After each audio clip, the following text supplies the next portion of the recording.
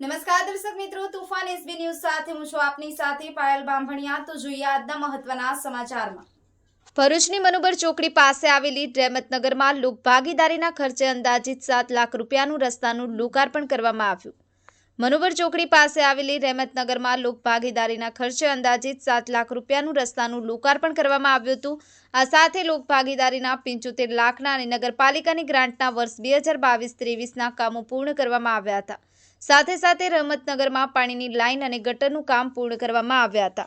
Councillor સલીમભાઈ અમદાવાદીએ કહ્યું હતું કે નવા કામોની જાહેરાત ટૂંક સમયમાં થશે, જેની કામગીરી વહેલી તકે શરૂ થશે।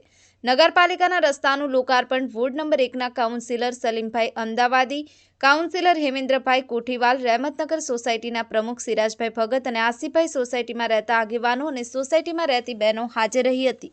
સોસાયટીમાં રહેતા સિરાજભાઈ ભગતે કાઉન્સિલર સલીમભાઈ અમદાવાદી અને કાઉન્સિલર હેમેન્દ્રભાઈ કોઠીવાલનો સોસાયટી વતી આભાર માન્યો હતો। આ કાર્યક્રમમાં સોસાયટીમાં રહેતા લોકોએ કાઉન્સિલરને ફુલાર પહેરાવી સન્માન કર્યું હતું। Safiq Patel, Tufan SB news, Amod. આજ રોજ રહેમતનગર સોસાયટીનો મુખ્ય રસ્તાથી લઈ અંદર સુધીનો રસ્તાનું કામ પૂર્ણ થયું છે, જે લોક ભાગીદારીમાં કરવામાં આવેલું છે। અંદાજે 7 લાખના રસ્તે 7 લાખ રૂપિયાના ખર્ચે આ રોડ બનાવવામાં આવેલો છે। આ જ સોસાયટીનો મુખ્ય રસ્તો આ જ વર્ષની નગરપાલિકાની ગ્રાન્ટમાં અને ત્યારબાદ 70-30માં એમ કહીને મુખ્ય રસ્તાથી લઈને અંદર સુધીનો રોડ સંપૂર્ણ આજે ઉદ્ઘાટન કરવામાં આવ્યું છે।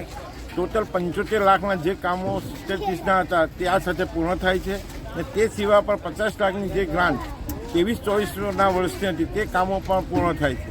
એટલે વોર્ડ નંબર 1ના જે પણ કામો પેન્ડિંગ હતા અત્યાર સુધીમાં તે કામો પૂરા થાય છે અને હવે પછીના જે કામો છે 50 લાખ તે ઓલરેડી પાઇપલાઇનમાં છે, જાહેરાતમાં છે। એટલે તે 24-25 વર્ષની જે ગ્રાન્ટ છે એમાં જાહેરાતમાં છે।